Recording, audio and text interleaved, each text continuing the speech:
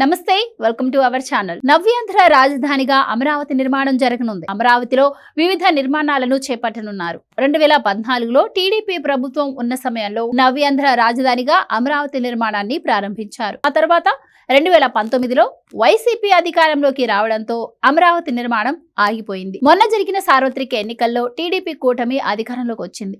దీంతో తిరిగి అమరావతి నిర్మాణం ప్రారంభం కానుంది. ఇందుకోసం కేంద్ర ప్రభుత్వం ఏకంగా కేంద్ర బడ్జెట్ లోనే 15,000 కోట్లను కేటాయించింది. రాష్ట్ర రాజధానిగా అమరావతిని పర్యాటక రంగంలోనూ మేరు నగరంలా నిలిపేలా ప్రభుత్వం చర్యలు తీసుకుంటోంది. రాజధాని ప్రాంతాన్ని పర్యాటక హబ్ గా తీర్చిదిద్దేందుకు 500 కోట్లతో ప్రణాళికలు సిద్ధం చేయనుంది. మెగా పర్యాటక అభివృద్ధి ప్రాజెక్టు కింద కేంద్ర ప్రభుత్వ గ్రాంట్ కోసం సమగ్ర ప్రాజెక్టు నివేదిక సిద్ధం చేయాలని పర్యాటక అధికారులను ముఖ్యమంత్రి చంద్రబాబు ఆదేశించారు. దీనికి తోడు మెగా పర్యాటక అభివృద్ధి ప్రాజెక్టు కింద కేంద్ర ప్రభుత్వం ప్రత్యేక కార్యక్రమాన్ని ప్రకటించబోతోంది.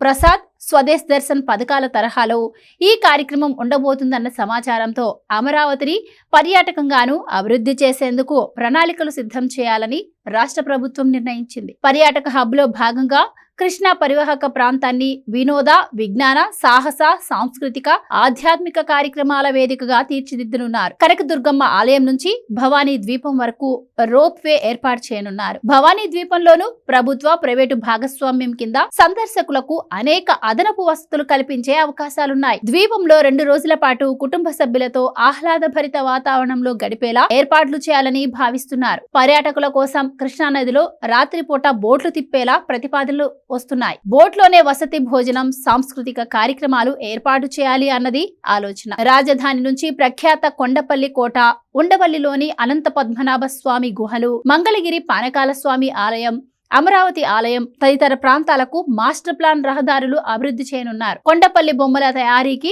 మరింత ప్రాచుర్యం కల్పించి పర్యాటకులు ఆ ప్రాంతాన్ని సందర్శించేలా ఏర్పాట్లు చేయాలని ప్రభుత్వం ప్రణాళికలు రూపొందిస్తోంది.